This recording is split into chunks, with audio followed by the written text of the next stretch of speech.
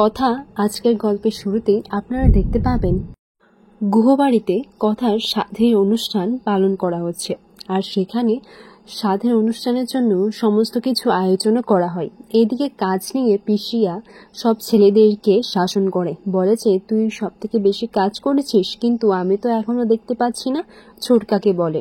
এরপর এইদিকে কথাকে তৈরি করে আনে, আর যখন ছেলেদেরকে না থাকার কথা বলে যে তোমরা এখানে আর থাকতে পারবে না, তোমরা তাড়াতাড়ি কাজ সেরে এখান থেকে চলে যাও, তখন ছোটকা বলে যে ওমা, সকাল থেকে এত খাটাখাটনি করলাম আর এখন বলছো যে আমরাই থাকতে পারবো না, এটা আবার কেমন কথা। এরপর অগ্নিকে এই ব্যাপারটা জানানো হয়। এরপর অগ্নি সবার সামনে বলে, হ্যাঁ ঠিকই তো বলছে, বড়রা যখন বলছে তাহলে আর থাকবো না, চল চল এখান থেকে চলে যায়। তখন সবাই বলে ওমা, তুই এটা বলছিস? এরপর অগ্নি চুপি চুপি বলে, আরে শোন, কিডোর অনুষ্ঠান আর কথার অনুষ্ঠান, আর আমরা থাকবো না, সেটা কি করে হয়? আমি একটা ব্যবস্থা করছি, চল। এরপর কথার সাধের অনুষ্ঠান শুরু হয়। ঠাম্মি, তারপর অগ্নির মা আর চিত্রাও কথাকে আশীর্বাদ করে। তখন চিত্রা আশীর্বাদ করার সময় মনে মনে ভাবে যে তুমি কদিন আগে কি বলেছিলে, সেই কথাটা মনে করে।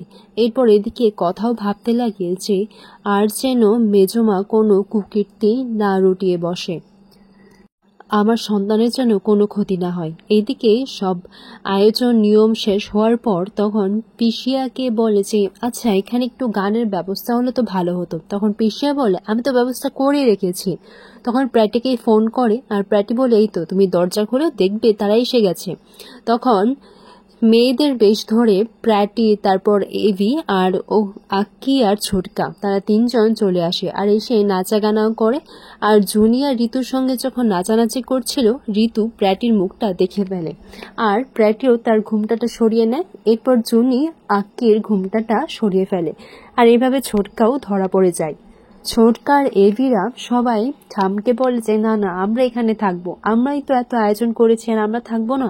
এরপর কথা ঠাম্মিকে জানায় যে আচ্ছা কর্তা দিদা, ওরা এসেই যখন পড়েছে তাহলে থাকুক না। তখন কর্তা দিদা বলে, ঠিক আছে, আমার কথা মা যখন চেয়েছে তাহলে থাকুক, আর সবাই যখন এসেই পড়েছে তাহলে আমার ওই ঐতিহাসিক বুড়োটাকেও একটু ডেকে দিই।